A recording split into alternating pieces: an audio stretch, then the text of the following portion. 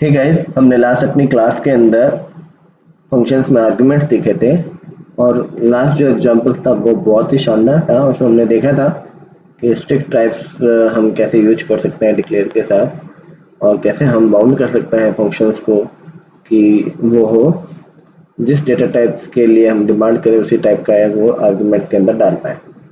आज का जो हमारा टॉपिक है वो है रिटर्न टाइप।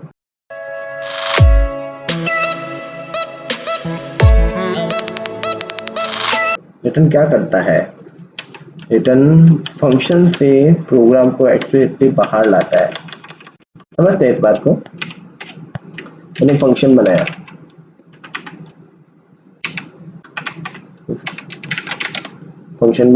फंक्शन का नाम हमने रख दिया डेमो।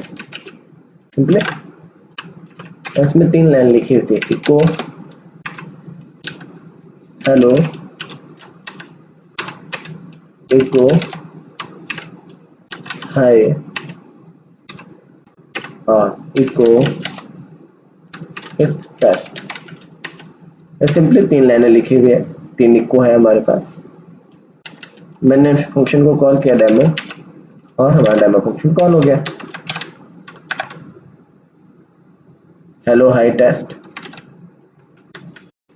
यदि किसी को ऐसे प्रॉब्लम है तो साथ में br यूज कर सकते हो।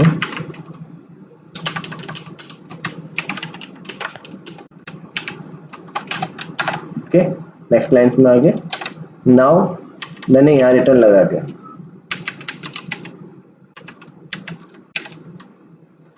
अब रिटर्न करेगा क्या, पहले ये समझते हैं। रिटर्न फंक्शन से एक्सप्लिसिटली बाहर ले आएगा। इट मीन्स दैट कि जो लाइन नंबर 5 है ये लाइन नंबर 6 को एग्जीक्यूट नहीं होने देगा, यहाँ से फंक्शन बाहर आ जाएगा, रिटर्न हो जाएगा। इट्स सिंपली जैसे हम इफ के अंदर ब्रेक लगाते हैं, सॉरी फोर के अंदर या कोई लूप के अंदर ब्रेक लगाते हैं तो वो क्या करता है, उस लूप से बाहर ले आता है एक्सप्लिसिटली, मतलब उसको कंप्लीट होने से पहले। ठीक इसी प्रकार से रिटर्न भी क्या करता है, फंक्शन से बाहर ले आता है। ये तो हमें समझ में आया कि रिटर्न से हम एक्सप्लिसिटली बाहर आ सकते हैं। हम रिटर्न से ये लोकल वेरिएबल से बाहर, मतलब यदि मैं किसी फंक्शन के अंदर लोकल वेरिएबल बनाता हूँ तो आउटसाइड ऑफ फंक्शन मोड वो एक्सेसिबल नहीं है। तो ये कहता है कि आप एक वैल्यू रिटर्न कर सकते हो। अब आप एक वैल्यू रिटर्न कर सकते हैं तो हम एक वैल्यू रिटर्न कर लेते हैं। सिंपली मैंने फंक्शन बनाया हुआ है, उसमें मैंने कहा dollar name equals to hello या Rajesh, it's okay for that, and I return dollar name. जब मैं नेम रिटर्न करता हूँ तो ये वापस आपको रिटर्न करेगा तो मैंने nm के अंदर नाम दे दिया और I can echo outside of body echo dollar nm, मतलब हमने एक वैल्यू को रिटर्न किया है। मुझे बहुत सारी वैल्यू रिटर्न करनी है तो रिटर्न फंक्शन एक ही वैल्यू को रिटर्न कर सकता है, एक वैल्यू को रिटर्न कर सकता है। तो हम एक वेरिएबल के अंदर एरे बना देते हैं तो बहुत सारी वैल्यू चले जाएंगे, क्योंकि एरे जो नेम्स का जो एक एरे है, तो नेम्स एक वेरिएबल है, सिंपल एक जाएगा और वो एरे को भेज देगा।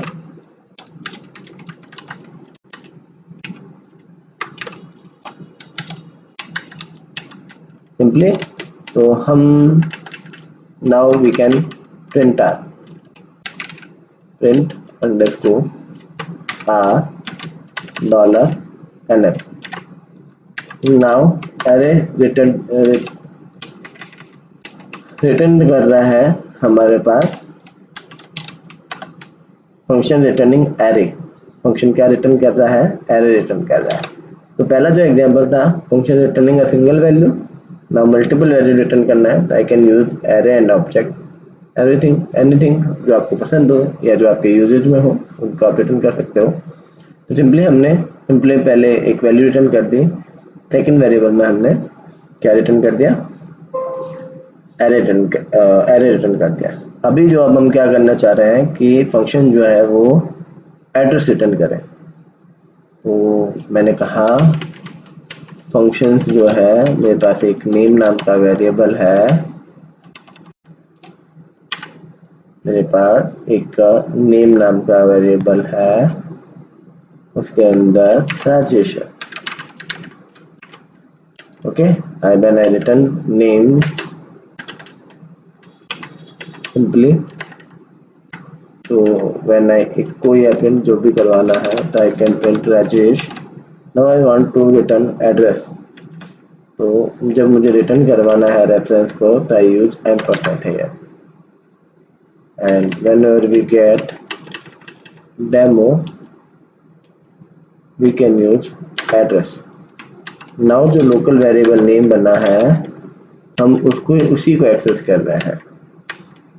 जैसे मैंने कहा यहाँ पर भी को करवा देता हूँ। यहाँ पर ये फिलहाल अभी एड्रेस इसका रिटर्न कर रहा है, तो मैं लिखता हूँ $NN equals to Vimal.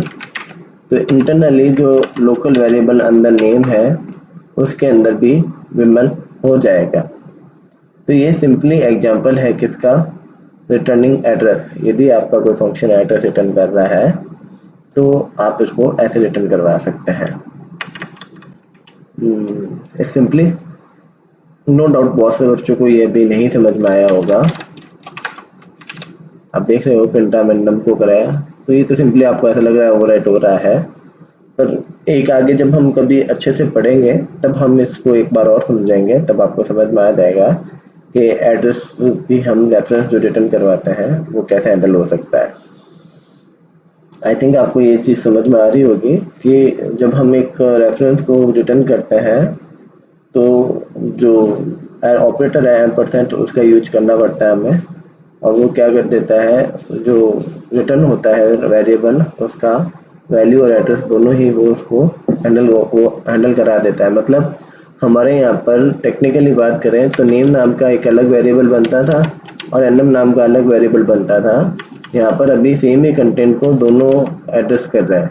It means that name नाम जो मेमोरी लोकेशन है होल्ड की हुई है उसी ने $NM को होल्ड किया हुआ है। आई थिंक आपको ये चीज़ समझ में आया होगा। अब मैं चाहता हूँ एक हम चीज़ देखते हैं। अभी मैंने एक डेमो नाम का एग्जांपल बनाया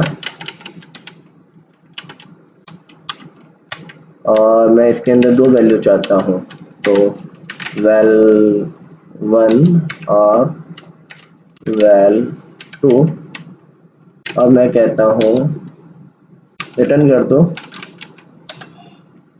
$val1 डिवाइडेड बाई $val2।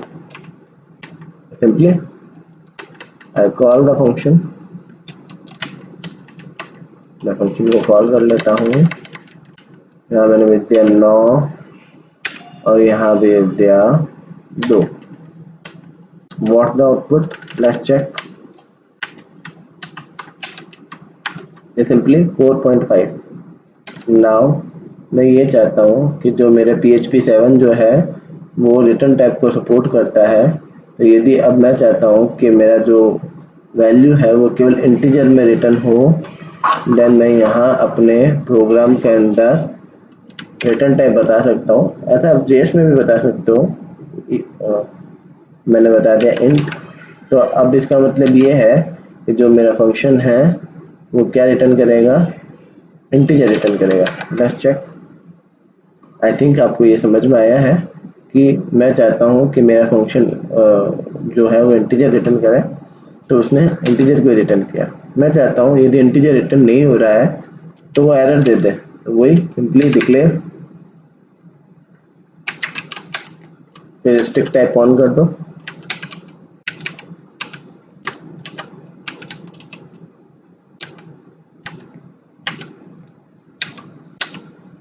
आप ये लिख दोगे तब ये एरर दे देगा। एरर क्या दे रहा है, जो फंक्शन रिटर्न कर रहा है वो इसका इंटीजर टाइप है जबकि आप फ्लोट रिटर्न करवा रहे हो। मतलब स्ट्रिक्ट रिटर्न टाइप यदि आप मतलब स्ट्रिक्ट टाइप लगा देते हो तो पैरामीटर्स जो आ रहे हैं या जो रिटर्न हो रहे हैं जिस डेटा टाइप को आपने लिखा है उसी टाइप का होना जरूरी है। अभी मैं चाहता हूँ कि कभी कभी मेरा फंक्शन जो है वो रिटर्न नहीं भी करे, तो उस केस के अंदर आप क्वेश्चन मार्क लगा दो और इसको फिलहाल हम कमेंट कर देते हैं। उस केस में आप नल भी रिटर्न कर सकते हो। मैंने क्वेश्चन मार्क लगा दिया, इट मीन्स दैट जो हमारा फंक्शंस है वो ऑप्शनल हो गया, तो जो रिटर्न है वो ऑप्शनल हो गया। यदि मैंने कहा इफ, यदि मैं यहाँ पर स्टिक टाइप लगा दूँ और ये कह दूँ कि भाई रिटर्न करना ज़रूरी ही है, और इसका मतलब ये हुआ कि आपको फंक्शन को रिटर्न करवाना ही पड़ेगा। यदि मैं रिटर्न नहीं करवाता हूँ, सिंपली हम देखते हैं इसको डॉलर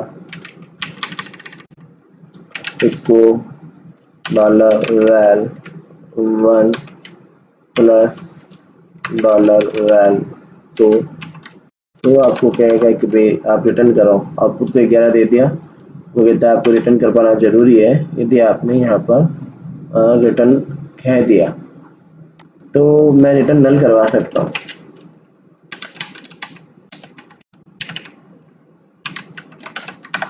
एरर नहीं आई।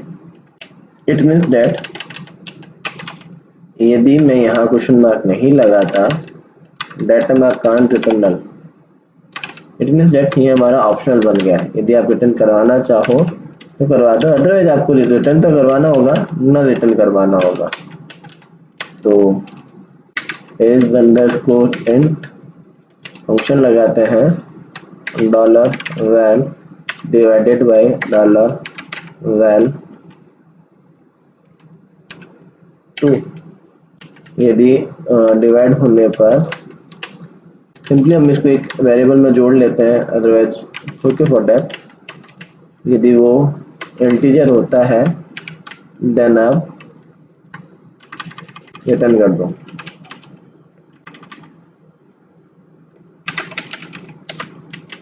अदरवाइज आप ना रिटर्न कर दो। लेट्स चेक, $val 1 है यहाँ पर,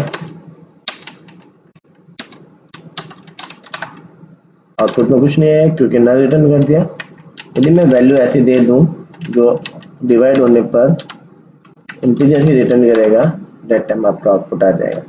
मतलब इफ तभी एग्जीक्यूट होगा जब डिवाइड होने पर फ्लोटिंग वैल्यू नहीं आएगी। मतलब कैन दूसरी भाषा में ये कह सकता है कि जब डिवाइड होगा तब केवल इंटीजर रिटर्न होगा।